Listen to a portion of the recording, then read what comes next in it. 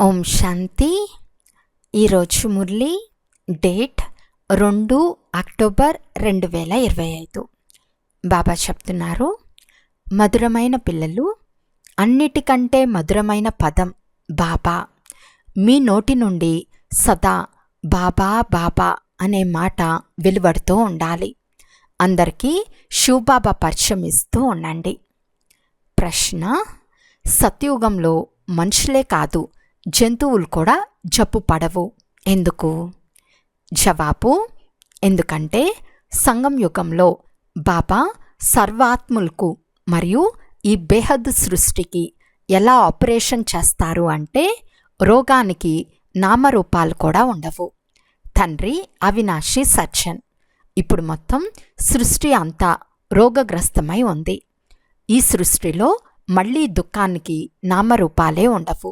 ఇక్కడ ఉన్న దుఃఖాల నుండి తప్పించుకునేందుకు చాలా చాలా సాహసవంతులు కావాలి. పాట: మిమ్మల్ని పొందుకొని మేము ప్రపంచాన్నే పొందుకున్నాము. ఓం శాంతి. 2 సార్లు అనవచ్చు. డబల్ ఓం శాంతి. ఆత్మ తన పరిచయం ఇస్తూ ఉంది. నేను ఆత్మ, శాంతి స్వరూపాన్ని. నా నివాస స్థానం శాంతిధామము. మనమంతా బాబా సంతానము. ఆత్మలన్నీ ఓం అని అంటాయి. అక్కడ మనమంతా సోదరులముగా ఉంటాము. ఇక్కడికి వచ్చి సోదరి సోదరులుగా అవుతాము. ఇప్పుడు సోదరి సోదరుల సంబంధంతో ప్రారంభం అవుతుంది. అర్థం చేస్తున్నారు, మీరంతా నా సంతానం. బ్రహ్మకు కూడా మీరు సంతానమే. అందువలన సోదరి సోదరులు. మీ మధ్య ఇక ఏ ఇతర సంబంధము లేదు. ప్రజాపిత బ్రహ్మ సంతానము, బ్రహ్మకుమార్ కుమారీలు. పాత ప్రపంచాన్ని పరివర్తన చేసేందుకు తండ్రి ఈ సమయంలోనే వస్తారు. తండ్రి బ్రహ్మ ద్వారానే మళ్ళీ నూతన సృష్టిని రచిస్తారు. బ్రహ్మతో కూడా సంబంధం ఉంది కదా. ఇది చాలా మంచి యుక్తి. అందరూ బీకేలే. స్వయాన్ని ఆత్మగా భావించి తండ్రిని స్మృతి చేయాలి. అంతేకాక స్వయాన్ని సోదరి సోదరునిగా భావించాలి.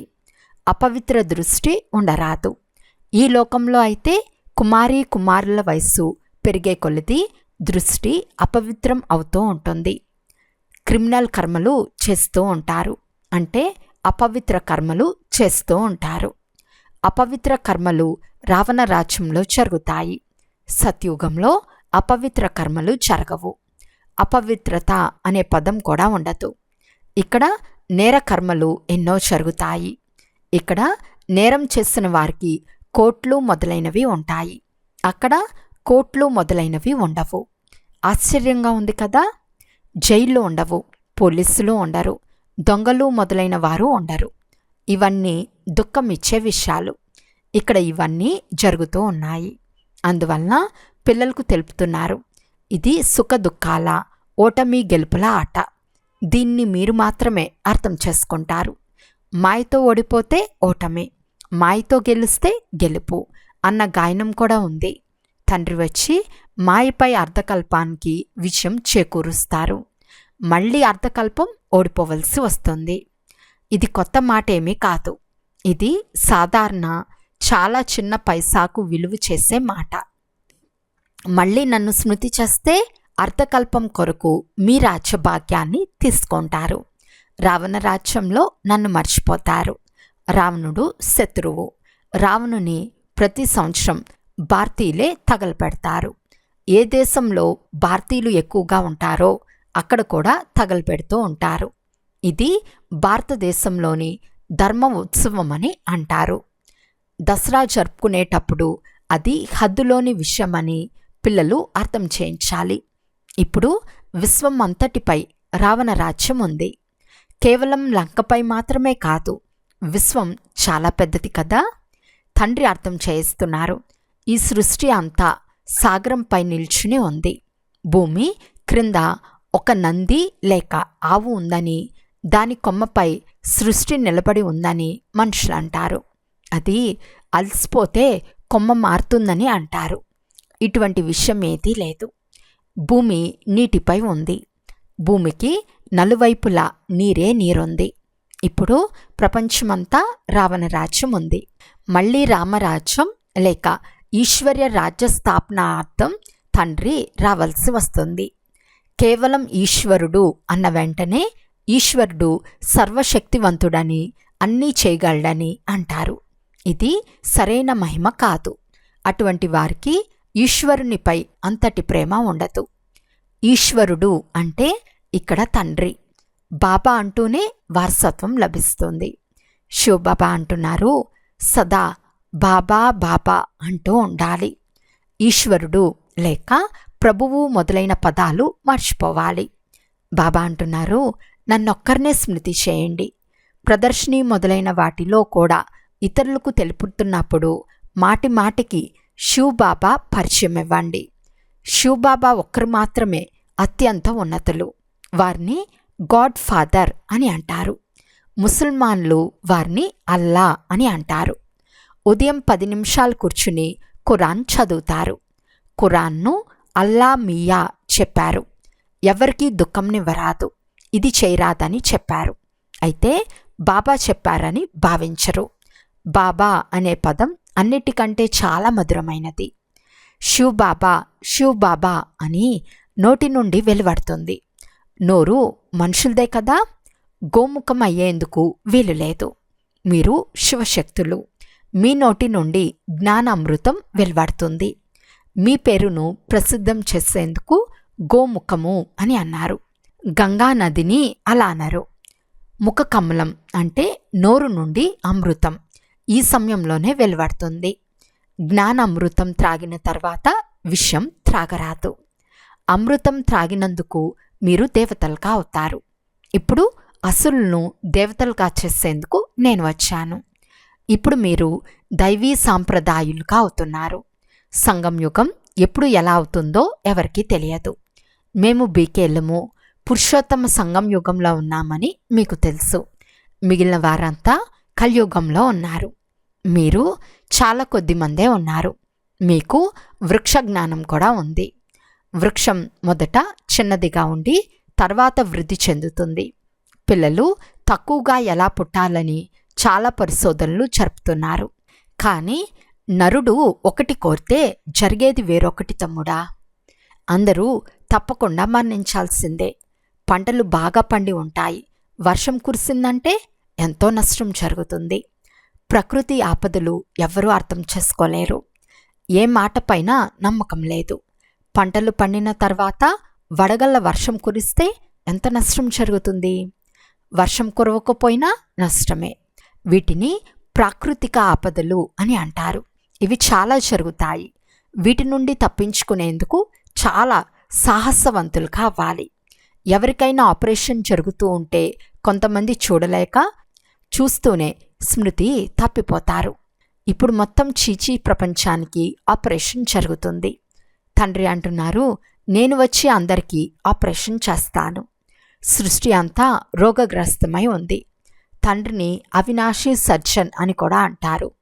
వారు విశ్వం అంతటికి ఆపరేషన్ చేసిన తర్వాత విశ్వం పూర్తి దుఃఖరహితంగా అవుతుంది. ఎంత గొప్ప సర్జన్! వారు ఆత్మల ఆపరేషన్తో పాటు బేహద్దు సృష్టి అంతటికీ కూడా ఆపరేషన్ చేయువారు. అక్కడ మానవులకే కాదు జంతువులు కూడా రోగాలుండవు. తండ్రి తన పాత్రను, పిల్లల పాత్రను అర్థం చేస్తున్నారు. దానినే రచన ఆది మధ్యాంతాల జ్ఞానము అని అంటారు. ఇది మీరు మాత్రమే తీసుకుంటున్నారు. పిల్లలకు మొట్టమొదట ఈ ఖుషి ఉండాలి. ఈరోజు సద్గురువారము. సదా సత్యమే పలకాలి. వ్యాపారంలో కూడా సత్యం చెప్పండి అని అంటారు కదా. మోసం చేసే మాటలు మాట్లాడకండి. అయినా లోభం వలన ఎక్కువ ధర చెప్పి వ్యాపారం చేస్తారు. సత్యం ఎవరూ ఎప్పుడూ చెప్పటం లేదు. అసత్యమే అసత్యం చెప్తున్నారు. అందుకే సత్యంను స్మృతి చేస్తారు. సత్యమైన పేరు తోడుగా ఉంటుందని అంటారు కదా. బాబా సత్యమైన వారని, వారు మాత్రమే ఆత్మలైన మన వెంట వస్తారని మీకు తెలుసు. ఇప్పుడు సత్యంతో ఆత్మలైన మీ స్నేహం జరిగింది. అందువలన మీరు మాత్రమే వారి వెంట వెళ్తారు. శివబాబా వచ్చారని, వారిని సత్యమని అంటారని మీకు తెలుసు. వారు ఆత్మలైన మనల్ని పవిత్రంగా చేసి ఒక్కసారి తమ వెంట తీసుకెళ్తారు. సత్యుగంలో ఈ రామనామం సత్యం లేక సత్యనామం తోడుగా ఉంటుందని అన్నారు. తండ్రి అంటున్నారు, ఇప్పుడు నేను పిల్లలైన మీ వద్దకు వచ్చాను. కనులపై కూర్చోపెట్టుకుని తీసుకెళ్తాను. ఈ కనులు కాదు, మూడవ నేత్రం. ఈ సమయంలో తండ్రి వచ్చారని వెంట తీసుకెళ్తారని మీకు తెలుసు. వారు పతులకు పతి కూడా అయ్యారు. మీరంతా వధువులు, నేను వరుడును. మీరంతా ప్రేయస్సులు, నేను ప్రియుడును అని అంటున్నారు. ప్రియుడు ఒక్కరే ఉంటారు కదా. మీరు ప్రియతముడినైనా నాకు అర్ధకల్పం నుండి ప్రేయస్సులు. ఇప్పుడు నేను వచ్చాను. అందరూ భక్తులే. భక్తులను రక్షించేవారు భగవంతుడు. ఆత్మ శరీరంతో పాటు భక్తి చేస్తుంది. సత్యత్రేతాయుగాలలో భక్తి ఉండదు. భక్తికి ఫలంను సత్యయుగంలో అనుభవిస్తారు. దాన్ని ఇప్పుడు నేను పిల్లలకు ఇస్తున్నాను. వారు మీ ప్రియుడు. వారు మిమ్మల్ని వెంట తీసుకెళ్తారు. తర్వాత మీ పురుషార్థానుసారం వెళ్ళి రాజ్యభాగ్యం తీసుకుంటారు. ఇది ఎక్కడా రాయబడలేదు. శంకరుడు పార్వతికి అమర్ కథను వినిపించాడని అంటారు. మీరంతా పార్వతులు. నేను కథను వినిపించే అమర్నాథుడును. అమర్నాథుడు అని ఒక్కరినే అంటారు. తండ్రి అత్యంత ఉన్నతులు. వారికి తమ దేహం లేదు. వారంటున్నారు, నేను అమర్నాథుడును. పిల్లలైన మీకు అమర్ కథను వినిపిస్తున్నాను. శంకరుడు పార్వతి ఇచ్చట ఎక్కడి నుండి వచ్చారు? వారు సూక్ష్మవతనంలో ఉంటారు. అక్కడ సూర్యచంద్రుల ప్రకాశం కూడా ఉండదు. సత్యమైన తండ్రి ఇప్పుడు మీకు సత్యమైన కథను వినిపిస్తున్నారు. తండ్రి తప్ప సత్యమైన కథను ఎవరు వినిపించలేరు. వినాశనం అయ్యేందుకు సమయం పడుతుందని కూడా మీకు తెలుసు. ఈ భవనాలు మొదలైనవన్నీ క్రింద కూలిపోయి నాశనమైపోతాయి. భూకంపాల వలన ఎంతో నష్టం జరుగుతుంది. ఎంతోమంది మరణిస్తారు. మీ చిన్న వృక్షం మాత్రం మిగిలి ఉంటుంది. ఢిల్లీ ఫరిస్తాన్గా అవుతుంది, అంటే స్వర్గంగా అవుతుంది. ఒక్క ఫరిస్తాన్లో మాత్రమే లక్ష్మీనారాయణల రాజ్యం ఉంటుంది. ఎన్నో పెద్ద పెద్ద భవనాలు తయారవుతాయి. బేహద్ జాగీరు లభిస్తుంది. మీరు ఖర్చు పెట్టాల్సిన అవసరం లేదు. బ్రహ్మ బాల్యంలోనే ధాన్యం ఎంత చౌకగా ఉండేది, మరి సత్యుగంలో ఇంకా ఎంత చౌకగా ఉంటుంది. ఒక్కొక్కరి ఇల్లు, భూమి ఢిల్లీ అంతా ఉంటుంది. మంచినీటిపై నదీ తీరాలలో మీ రాజ్యపాలన జరుగుతుంది. ప్రతి ఒక్కరికి దేనికి కొరత ఉండదు. లేనిదంటూ ఏమీ ఉండదు. సదా ఆహారం లభిస్తూనే ఉంటుంది. అక్కడ ఫలపుష్పాదులు కూడా చాలా పెద్దవిగా ఉండటం చూస్తారు. మీరు సూబీ రసం తాగి వస్తారు. అక్కడ తోటమాలి ఉన్నారని చెప్తారు. ఇప్పుడు మాలి వైకుంఠంలో లేక నదీ తీరంలో ఉంటారు. అక్కడ చాలా తక్కువ మంది ఉంటారు. ఇప్పుడున్న ఎన్నో కోట్లాది మంది ఎక్కడా, 9 లక్షల మంది ఎక్కడా, అన్నీ మీవిగానే ఉంటాయి. తండ్రి ఎటువంటి రాజ్యంనిస్తారు అంటే దాన్ని ఎవ్వరూ మన నుండి లాక్కోలేరు. ఆకాశము, భూమి అన్నిటికీ మీరు యజమానులుగా ఉంటారు. పాట కూడా పిల్లలు విన్నారు. ఇటువంటి పాటలు 6, 8 ఉన్నాయి. వాటిని వింటూనే అపారమైన సంతోషం కలుగుతుంది. స్థితిలో ఏదైనా అలజడి ఉంటే పాటలు వినండి. ఇవి సంతోషం కలిగించే పాటలు. మీకు వాటి అర్థం కూడా తెలుసు. మిమ్మల్ని హర్షితముఖులుగా చేసేందుకు బాబా చాలా యుక్తులు తెలుపుతున్నారు. బాబా అంత సంతోషంగా ఉండటం లేదు అని బాబాకు రాస్తారు. మాయ తుఫాన్లు వస్తాయి. మాయ తుఫాన్లు వస్తే మీరు సంతోషంగా వాయిద్యాలు వాయించండి.